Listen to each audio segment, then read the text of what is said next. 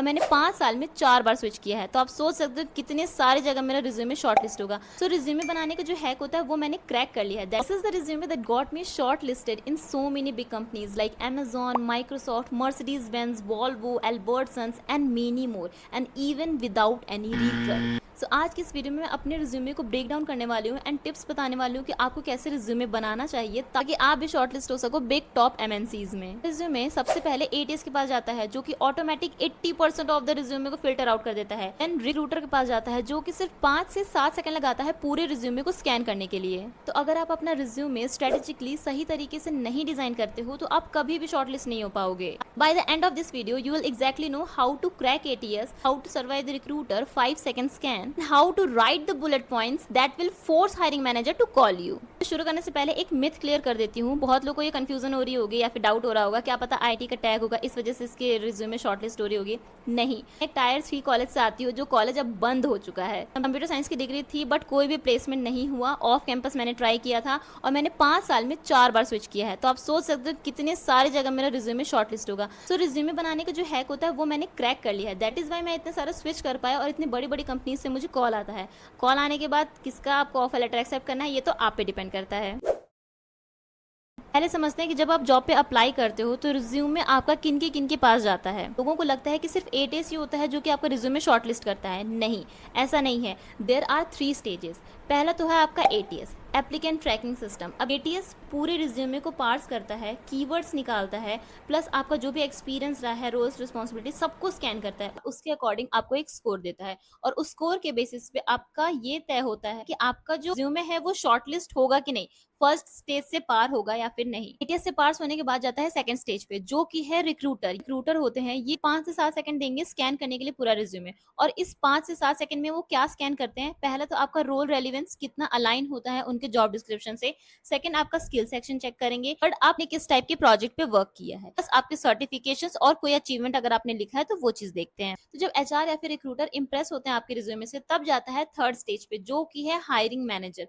अब यहाँ पे जो हायरिंग मैनेजर है वो रिज्यूमे को कंप्लीटली स्कैन करते हैं टेक्निकल डिटेल्स देखने के लिए कि आप लाइक जो रोल है, रिस्पॉन्सिबिलिटी जो आपको मिलने वाली है कंपनी में जिस पे आप वर्क करने वाले हो, क्या आपके पास ऐसी टेक्निकल एक्सपर्टीज है, क्या इस टाइप के प्रोजेक्ट आपने हैंडल किए हैं, ये सारी चीजें चेक करते हैं हायरिंग मैनेजर। तो ये होता है 3 स्टेज जहां से आपका रिज्यूमे जाता है और हायरिंग मैनेजर ही कंफर्म करता है किसको इंटरव्यू के लिए कॉल करना है।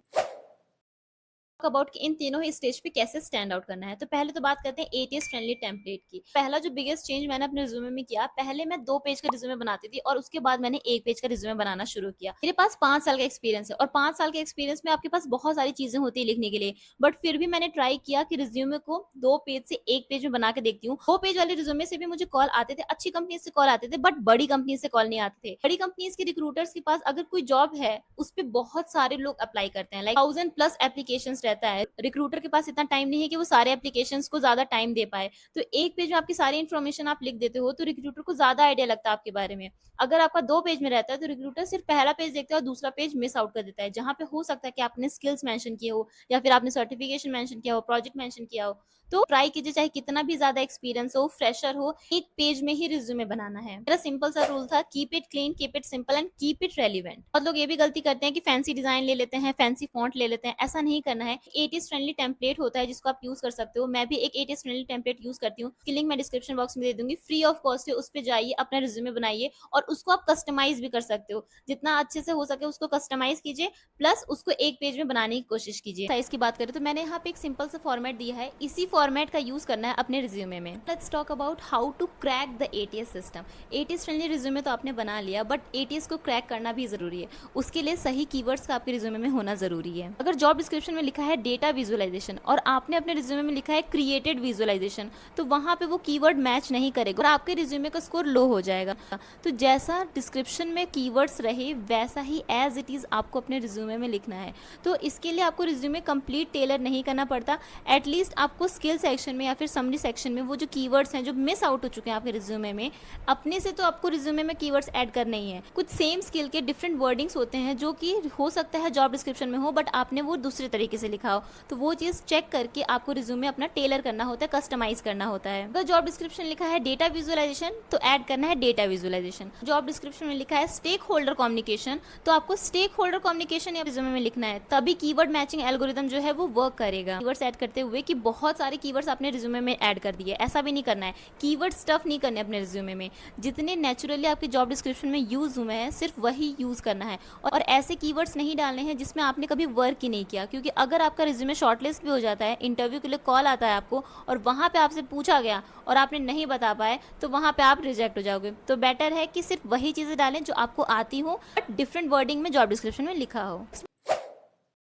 बात करते हैं how to pass the 5 second recruiter test. अब रिक्रूटर का जो 5 सेकेंड का स्कैन है उसको पास करने के लिए एटलीस्ट आपके जो कीवर्ड्स हैं ओके वो आपको हाईलाइट करना है, बोल्ड में लिखना है, इटैलिक में नहीं, सिर्फ बोल्ड में लिखना है ताकि वो हाईलाइटेड दिखें, डायरेक्टली रिक्रूटर देख पाए कि हाँ इसने ये सारी चीज़ों पे वर्क किया हुआ है। स्किल्स आपका टॉप पे होना चाहिए। समरी सेक्शन में स्टार्टिंग में ही लिखा होना चाहिए कि आप इस रोल के लिए अप्लाई कर रहे हो या फिर क्या आपका करंट डेजिग्नेशन है, क्या आपका नंबर ऑफ एक्सपीरियंस है, और आप फ्रेशर हो तो वो स्किप कर सकते हो, डायरेक्टली आप एक्सपर्टीज से शुरू कर सकते हो, लाइक कौन कौन से आपके पास स्किल्स हैं, ये सारी चीजें आपको ऐड करनी है। जैसे कि अगर आप मेरा रिज्यूमे देखो, समरी सेक्शन में डायरेक्टली कंफर्म हो रहा है कि मैं किस डेजिग्नेशन पे वर्क कर रही हूँ, प्लस मेरे पास कितने साल का एक्सपीरियंस है, क्या एक्सपर्टीज है, किस टाइप की प्रोजेक्ट मैंने वर्क किए हैं, और उसके अलावा मेरा क्या इंटरेस्ट है, ये सारी चीजें मैंने एक साथ ही समरी सेक्शन में लिख दी है। बाद मेरे स्किल्स आते हैं, बाद मेरा एक्सपीरियंस आता है। तो यही करेक्ट फ्लो भी होना चाहिए आपके रिज्यूमे में, चाहे आप फ्रेशर हो चाहे आप एक्सपीरियंसड हो।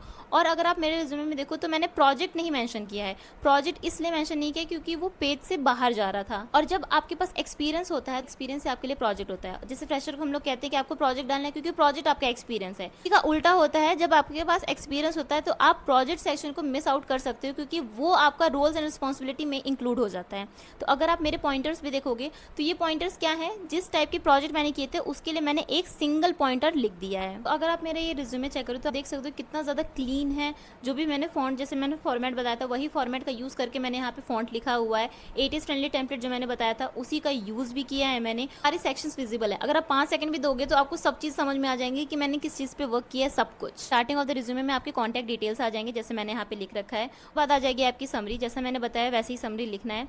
देन आ जाता है आपका स्किल सेक्शन। अब स्किल सेक्शन में क्या है कि आप डायरेक्ट स्किल्स नहीं लिखोगे, like technical skills, soft skills, बस खत्म, ऐसे नहीं करना है। जितने भी आपके स्किल्स हैं उसको कैटेगराइज करना है। जैसे आप यहाँ पे देख सकते हो प्रोग्रामिंग लैंग्वेज लिखा है, उसमें पाइथन सीक्वल डाल दिया। मैंने पाइथन लाइब्रेरीज लिखी है कि पाइथन लाइब्रेरीज में मुझे क्या क्या चीजें आती है वो सारी मेंशन कर दी। देन एनालिटिकल टूल्स मुझे क्या क्या आते हैं। ऐसे ही आपके जो स्किल्स हैं उनको भी कैटेगराइज करके ही स्किल्स को लिखना है ना। बात करते हैं वर्क एक्सपीरियंस की, कि वर्क एक्सपीरियंस में या फिर अपने प्रोजेक्ट में आप कैसे बुलेट पॉइंट ऐड कर सकते हो। बुलेट पॉइंट का एक फॉर्मूला होता है, आप मेरे सारे बुलेट पॉइंट्स में आप ये देख सकते हो। What did you do, how did you do it, and what impact it created. ये 3 चीजें आपके हर एक बुलेट पॉइंट में एटलीस्ट होनी ही चाहिए। एक बार वीडियो पॉज करके चेक कीजिए कि मैंने कैसे बुलेट पॉइंट्स को लिखा है।